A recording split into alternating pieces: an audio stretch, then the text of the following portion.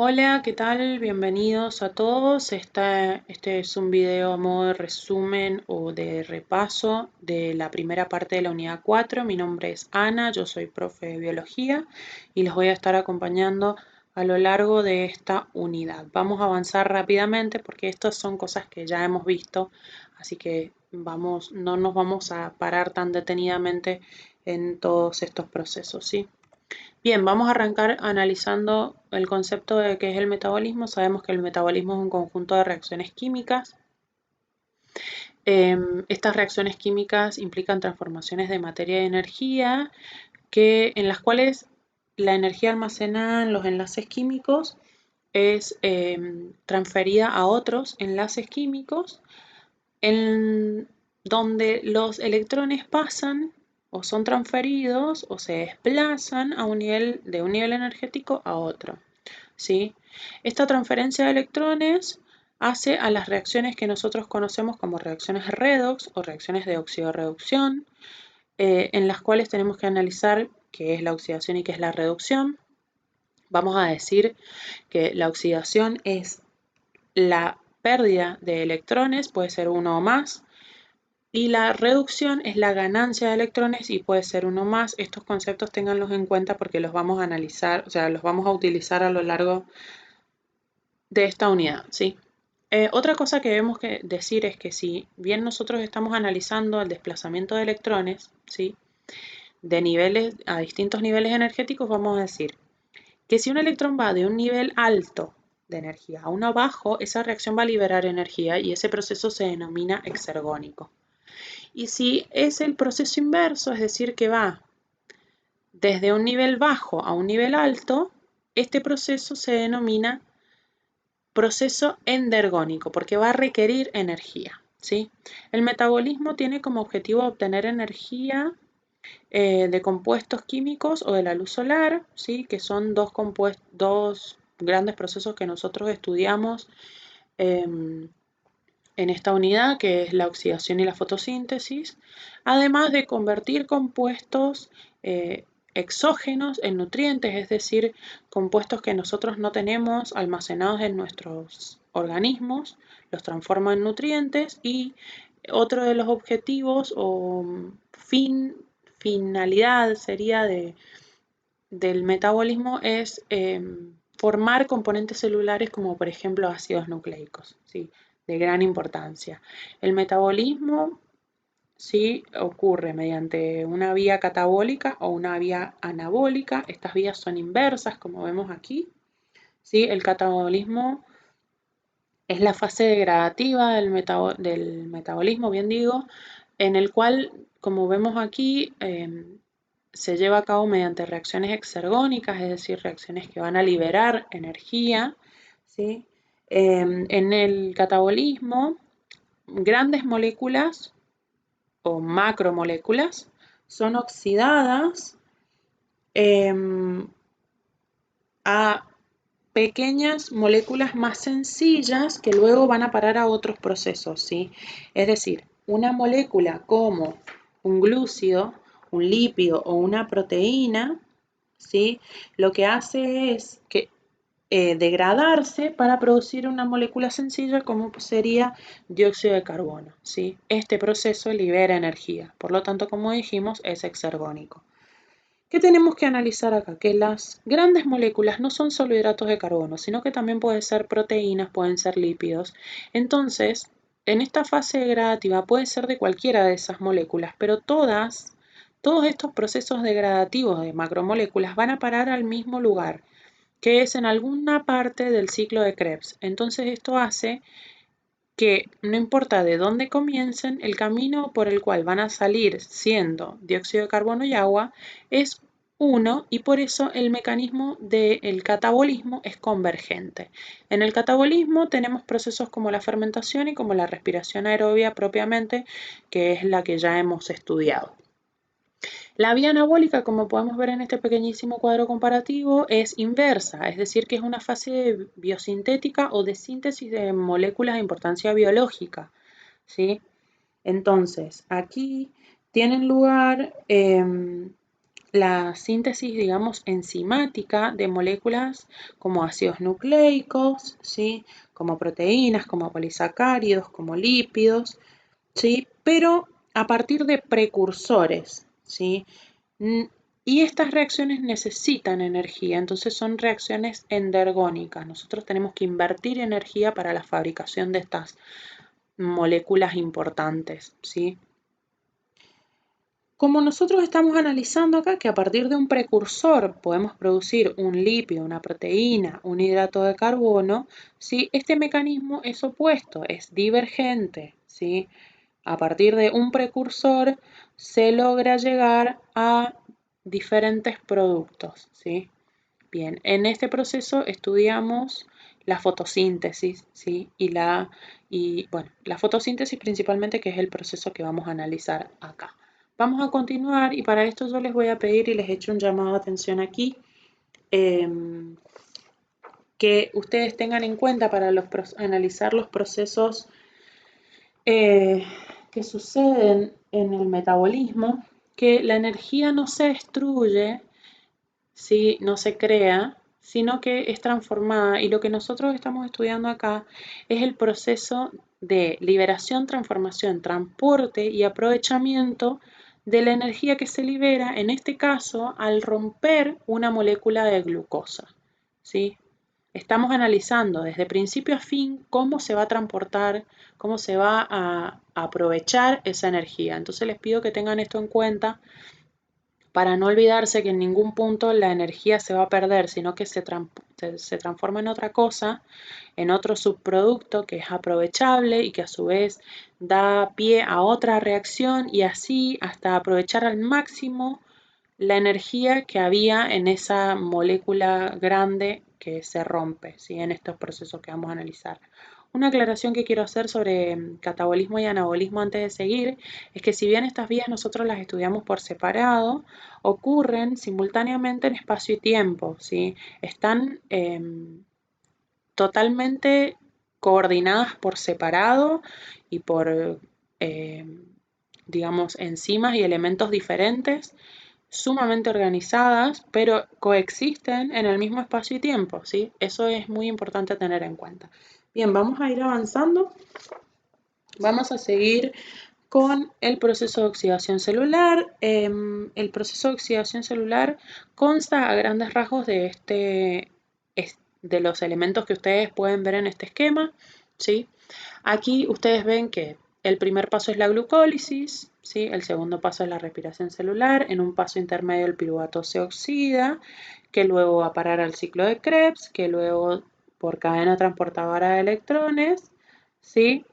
Libera finalmente la energía y se produce el mecanismo de fosforilación oxidativa y en esto, digamos, a grandes rasgos es la oxidación celular, ¿sí?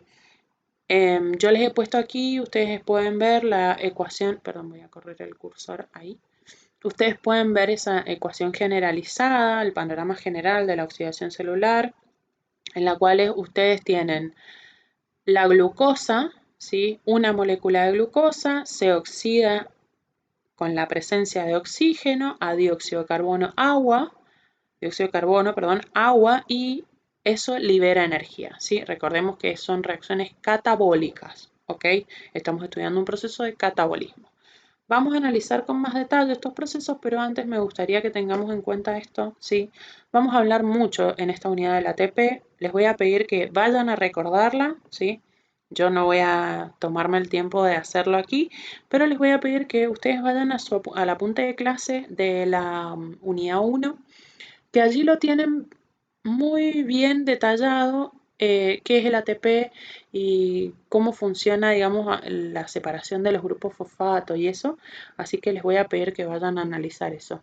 Esta molécula es importante porque es el principal transportador de energía en los sistemas vivos y participa en una cantidad inmensa de procesos celulares, entonces es de gran importancia y la vamos a estudiar en todos los procesos. ¿Sí? Se van a dar cuenta que van a estar presentes en todos los procesos, ¿ok?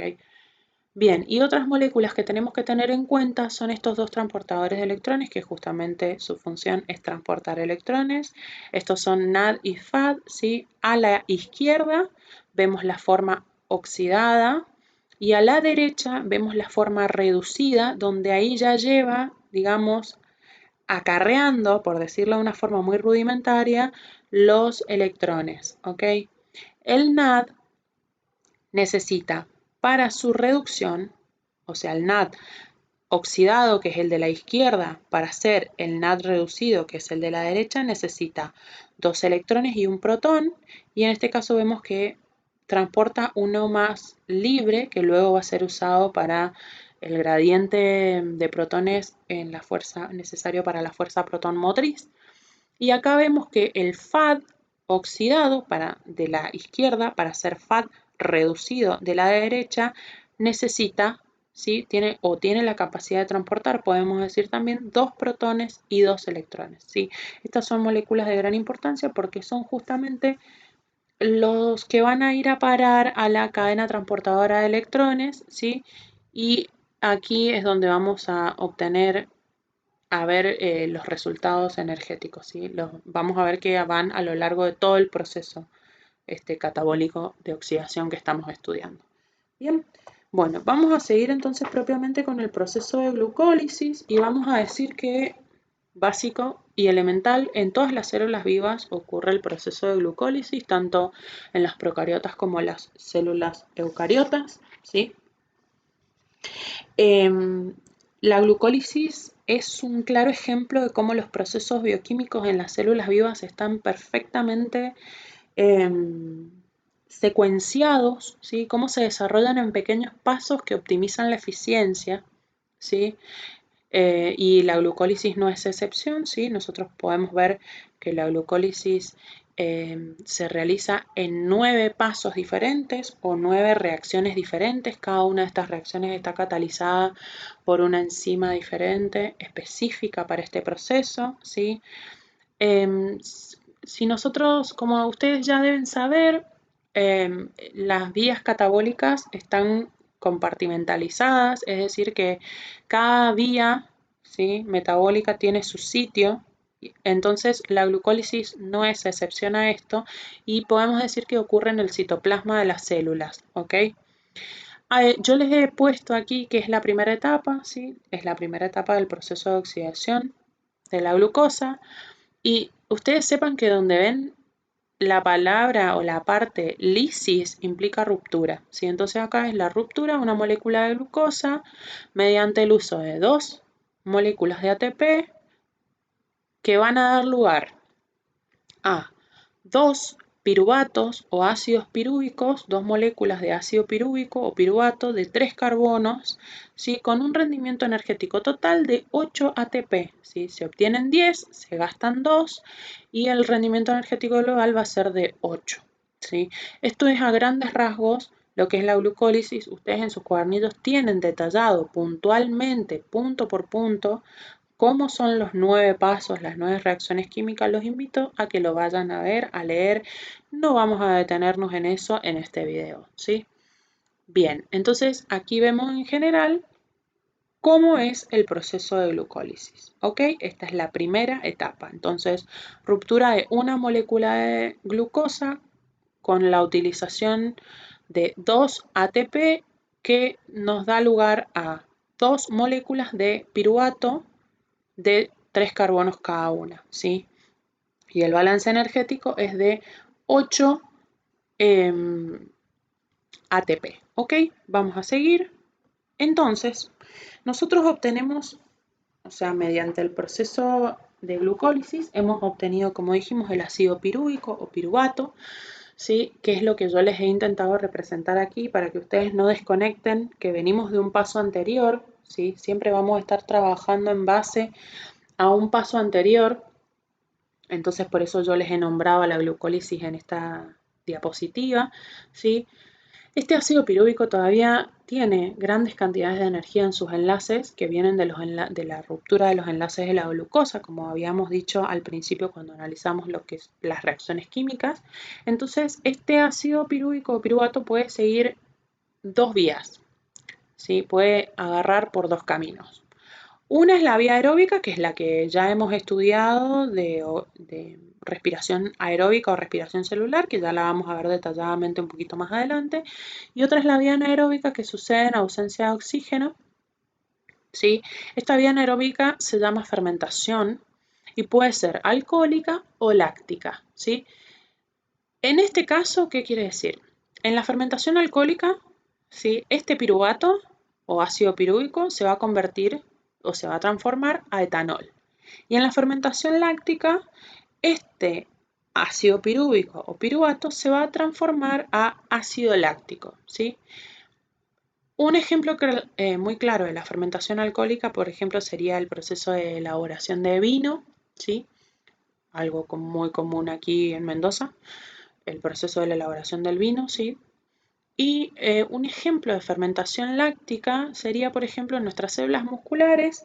Entonces yo les voy a invitar a leer y les voy a decir puntualmente la página 15 de sus cuadernillos, bajo el subtítulo Fermentación láctica, donde tienen desarrollado o detallado un ejemplo de cómo funciona este proceso, ¿sí? Yo no voy a detenerme aquí, pero sepan que ustedes lo tienen en sus cuadernillos. Bien, entonces ahora vamos a analizar lo que dijimos que ya hemos estudiado, que es la vía aeróbica, ¿sí?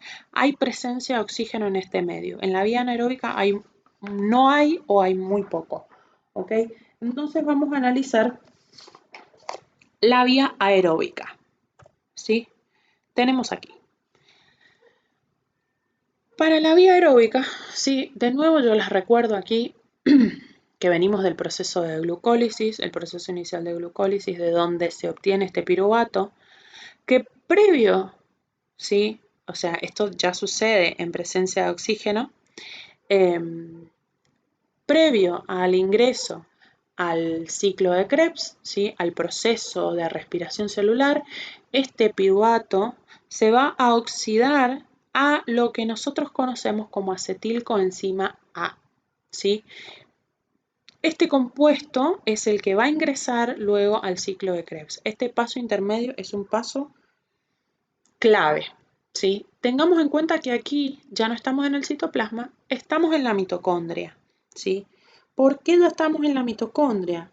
Los voy a invitar ahora, en este momento, a que si no se acuerdan cómo está formada o cómo es estructuralmente la mitocondria, qué características o cualidades tiene, los voy a invitar a que ustedes vayan a su unidad 2 y busquen las cosas que ya sabemos de la mitocondria, en las cuales tampoco nos vamos a detener en este video, porque son cosas que ya deberían saber. Entonces, lo que vamos a hacer es repasen, pongan pausa, repasan esta organela, la mitocondria, y luego vuelven a escuchar este video, ¿sí? ¿Por qué nombramos la mitocondria? Porque, bueno, como decimos, este paso intermedio sí ya sucede en la mitocondria y porque el 95% del ATP que se genera en las células eucariotas se produce por las mitocondrias, ¿sí? Entonces, es un proceso, es un sitio, ¿sí? La mitocondria, muy de gran importancia, ¿ok? Entonces, este acetil-CoA, ¿sí? Que pasa de ser un compuesto de 3 carbonos a un compuesto de 2 carbonos más la coenzima A, va a ingresar a lo que es el ciclo de Krebs, ¿sí? Entonces acá vemos el ciclo de Krebs. Me gustaría que miren, ustedes pausen o en su efecto vayan a buscar esta imagen y yo les voy a decir puntualmente a la página 20 de sus cuadernillos para que la puedan ver un poco más ampliada, ¿sí? Recordemos lo que obtenemos del paso anterior, lo vamos a revisar ahí, ¿sí? Del paso anterior obtenemos ese grupo de 2 carbonos, se llama grupo acetilo, ¿sí? Unido a la coenzima A se llama acetil-CoA. Este grupo acetilo, al entrar al ciclo de Krebs, se combina con un compuesto de 4 carbonos, que es el ácido oxalacético, y esto genera un compuesto de 6 carbonos que se denomina ácido cítrico, y este, ¿sí? Es clave, digamos, en el ciclo de Krebs, porque también van a encontrar que el ciclo de Krebs se denomina ciclo del ácido cítrico, ¿sí? En el curso de este ciclo, esto que estamos viendo, 2 de los 6 carbonos de este ácido cítrico se van a oxidar a dióxido de carbono y se va a regenerar ese ácido oxalacético, ¿sí? Así obtenemos el ciclo. Entra una cosa, sale la misma cosa, en palabras muy rudimentarias, ¿sí? Como vemos en la parte de abajo, en el recuadro rojo, podemos analizar que dice ácido oxalacético más acetil-CoA, ¿sí? Más ADP más fósforo inorgánico más 3 NAD oxidado más 1 FAD oxidado. ¿Qué quiere decir esto? ¿Cómo interpretamos esto que estamos leyendo en esta ecuación? ¿Sí? Si hay ADP más fósforo inorgánico, quiere decir que se sintetizó en algún punto de este ciclo ATP. En este caso, en una vuelta de ciclo se sintetiza una molécula de ATP. Bien, y también vemos que aparece el NAD oxidado y el FAD oxidado, ¿sí? 3 por 1 sería la relación, pero no es lo importante, sino lo importante es saber que hay transporte de electrones acá. Entonces, se obtienen, ¿sí? Otra parte de la energía fue a parar ahí, ¿sí? Una parte de la energía ha ido a parar a la síntesis de ATP, una molécula de ATP por ciclo, y otra parte de la energía ha sido utilizada para la producción de 3 NAD reducido y un FAD reducido, ¿sí? Y esto es por ciclo. 3 NAD reducido, un FAD reducido por ciclo. Vemos también que se obtienen 2 dióxidos de carbono, como dijimos antes, y además obtenemos una molécula de agua. ¿Sí? Esta es la segunda etapa del proceso de oxidación celular, ¿sí? De oxidación de la glucosa, ¿sí? Y la primera etapa de la respiración celular, ¿ok? Vamos a pasar rápidamente a la siguiente, ¿sí? Acá lo que estamos mirando, como les dije, siempre voy a hacer hincapié en que venimos de una etapa anterior. Entonces, lo que estamos mirando propiamente acá es que después del ciclo de Krebs viene nuestra etapa final. La etapa final de la respiración, ¿sí? Y de la oxidación consiste en la cadena transportadora de electrones y es esta imagen que estamos viendo acá. Entonces, cuando llegamos a este punto de la cadena transportadora de electrones o el transporte de electrones, en este punto la molécula de glucosa ya está oxidada totalmente, ¿sí? Completamente oxidada. Una parte, como dijimos, de su energía fue utilizada en la síntesis de ATP, pero otra gran parte de su energía está contenida en esos electrones que han sido transportados por el NAD reducido y por el FAD reducido, ¿sí? Que han sido llevados desde que fue el proceso de glucólisis a través de la oxidación del ácido pirúvico, a través del ciclo de Krebs, hasta finalmente llegar a esta cadena transportadora de electrones. Entonces, ¿qué estamos mirando acá? Esos electrones, ¿sí? Esta imagen les voy a pedir que la miren detenidamente, sino que vayan a mirar la página 22 de sus cuadernillos donde la tienen un poco más grande, un poco más detallada. Aquí, ¿sí?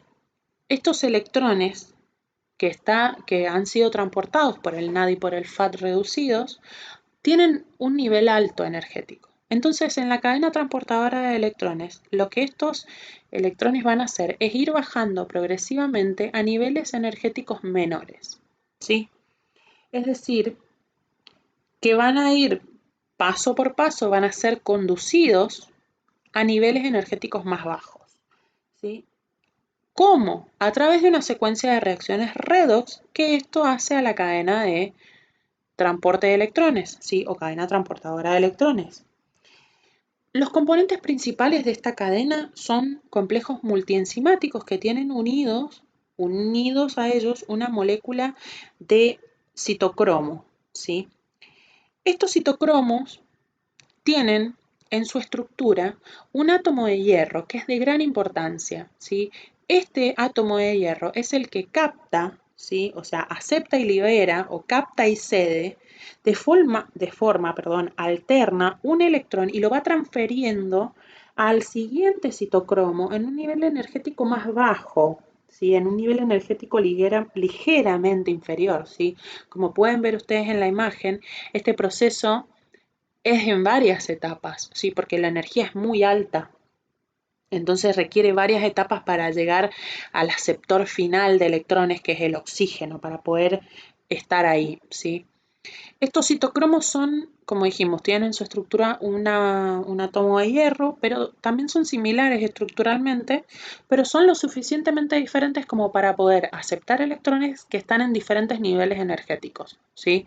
Son parecidos, pero no son tan parecidos porque si no habría un quilombo con el aceptar y ceder electrones, todos estarían aceptando los mismos electrones en simultáneo, ¿sí? Son suficientemente diferentes para poder aceptar electrones con esa pequeña diferencia en nivel energético. ¿Sí? Bien, entonces, perdón, cada vez que va bajando de nivel energético, se va liberando energía. ¿Sí? Al pasar al nivel inferior, hay una liberación energética. Esta liberación energética, esta energía, la mitocondria la agarra y se la lleva para el proceso de fosforilación oxidativa. O en palabras más bonitas, esta energía es reconducida por la mitocondria hacia el proceso de fosforilación oxidativa. ¿Sí? ¿Qué vamos a ver en la próxima diapositiva? La fosforilación oxidativa es la síntesis de ATP a partir de ATP y fósforo inorgánico. ¿Sí? Vemos acá que también se llama acoplamiento quimiosmótico.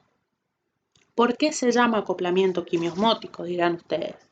Porque hace referencia a esto, a que el proceso, ¿sí?, de síntesis de ATP no solo requiere procesos químicos, sino que también requiere procesos de pasaje a través de membranas, ¿sí? Bien, eso es importante a tener en cuenta, porque tenemos que recordar a las mitocondrias, ¿ok?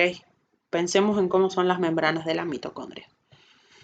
Bien, entonces ahora, como estamos mirando, ¿sí? Nosotros sabemos y vemos y vimos en la imagen anterior que los componentes de la cadena transportadora de electrones están muy bien ordenados, ¿sí? Sobre la membrana interna de la mitocondria, que es esta imagen que estamos viendo acá. La parte blanca que ustedes están viendo es la matriz mitocondrial. Tenemos la membrana interna y luego el espacio intermembrana donde se ve más rosadito, o sea que el exterior de la mitocondria estaría en la esquina superior derecha, ¿sí? De ahí nos vamos saliendo de la mitocondria y pueden ver arriba que tienen encerrado un dibujito donde les marca qué estamos mirando de la mitocondria, ¿sí? Esta cadena ordenada en tres partes, ¿sí?, en tres puntos de transición de esta cadena, una parte de la energía se va liberando a medida que los electrones se van transportando y se utiliza para bombear protones desde la matriz, o sea, desde el interior de la mitocondria, hacia el espacio intermembrana, ¿sí? ¿Qué pasa con esto? Esto genera algo muy importante. El transporte, ¿sí? Este transporte desde el interior de la matriz hacia el espacio intermembrana lo que hace es generar una diferencia de concentración, ¿sí? Ya que la membrana interna es impermeable a ellos, ¿sí? Entonces una vez que salen, no pueden volver a entrar por sí solos, ¿sí? Entonces va a haber muchos protones en el espacio intermembrana, pocos protones adentro, ¿sí? Diferencia de concentración, gran concentración de protones afuera, poca concentración de protones adentro. Y también va a haber una diferencia de carga eléctrica. Muchos protones afuera significa que adentro es más negativa la matriz, ¿sí? Estas dos cosas juntas, la diferencia de carga y la diferencia de concentración, hacen a un potencial electroquímico que se denomina fuerza protón motriz. Esta fuerza lo que hace es impulsar nuevamente los protones hacia adentro de la matriz a través de un complejo proteico denominado ATP sintetasa, ¿sí?, que es ese que ustedes tienen encerrado en ese circulito verde que ven allí, ¿sí? La ATP sintetasa es un complejo multienzimático que está ubicado en la cresta mitocondrial. Esto es muy importante, ¿sí? Y que no solo está presente en estas células, en la membrana mitocondrial interna de las células que estamos estudiando aquí, las células eucariotas animales, sino que también está presente en las células vegetales, ¿sí? En los cloroplastos y en las bacterias, en la membrana de bacterias. Este complejo, como vemos acá, está formado por dos porciones, la porción F0 y la porción F1. La porción F0 consta de 3 subunidades a su vez, y esta, ¿sí? Lo que hace es formar el canal por el cual van a pasar esos protones de vuelta para adentro. Y después tenemos la porción F1, que está compuesta por 5 subunidades y que esta lo que hace es sintetizar propiamente el ATP a partir de ADP y fósforo inorgánico, ¿sí? Importante esto, ¿ok? Yo sé que he ido bastante rápido, pero me gustaría que ustedes vayan tomándose diferentes pausas y lo tomen nota, analicen, comparen con lo que han anotado, con lo que saben, y cualquier duda que se les genere, pueden seguirles preguntando a sus profes. Entonces vamos a analizar finalmente, ¿sí? ¿Cuál es el rendimiento energético global de este proceso que estamos estudiando? Entonces vemos aquí este cuadro. Este cuadro, ¿sí? Nos resume el proceso, ¿sí? ¿Dónde se producen esas moléculas? ¿Y cuál es la ganancia neta de energía? Sí, que es lo que vemos bien a la derecha, y a la izquierda vemos bien cuál es el proceso, y en la parte de arriba tenemos el sitio donde esto ocurre, ¿sí? Entonces vemos que hay procesos como la glucólisis, que genera 2 ATPs netos, ¿sí? Y que a su vez también genera 2 NAD reducidos que sí van a parar al transporte de electrones y allí liberan su energía, ¿sí? Pero ven, por ejemplo, dónde es neto la producción y dónde va de un proceso a otro. Y por eso siempre es hacer hincapié en que estos procesos están íntimamente conectados, ¿sí? Tengan eso en cuenta. Otra cosa que les quiero decir con respecto a esta diapositiva es que nosotros decimos 38 ATP, que es lo que se obtiene neto, pero este resultado es aproximado, ¿sí? Porque tiene que ver con las necesidades metabólicas de las células, que no siempre van a ser 38 ATPs, ¿sí? Esto puede variar, puede ser un poco más, puede ser un poco menos. En esta diapositiva, y con esto ya me voy despidiendo, lo que vemos es otras vías catabólicas. Como les dije, nosotros sabemos que no es exclusivo el ciclo, este proceso que nosotros estamos estudiando de los hidratos de carbono, sino que otras moléculas, otras macromoléculas, bien digo, se rompen o se degradan para incorporarse en algún sitio de este proceso de reacciones que nosotros hemos visto. Por ejemplo, las grasas, ¿sí? Se degradan a ácidos grasos y esos ácidos grasos se incorporan como acetil-CoA, ¿sí? En algún punto, por alguna reacción, se transforman a acetil-CoA y ahí van derechito al ciclo de Krebs, ¿sí? Miren las otras vías, que también las tienen un poco más detalladas en sus cuadernillos, y analícenlas y sepan que además de hidratos de carbono, además de grandes polisacáridos, también entran proteínas y también entran grasas, ¿sí? Bueno, con eso me voy despidiendo, les agradezco mucho su atención y los veo en el próximo video. Muchas gracias.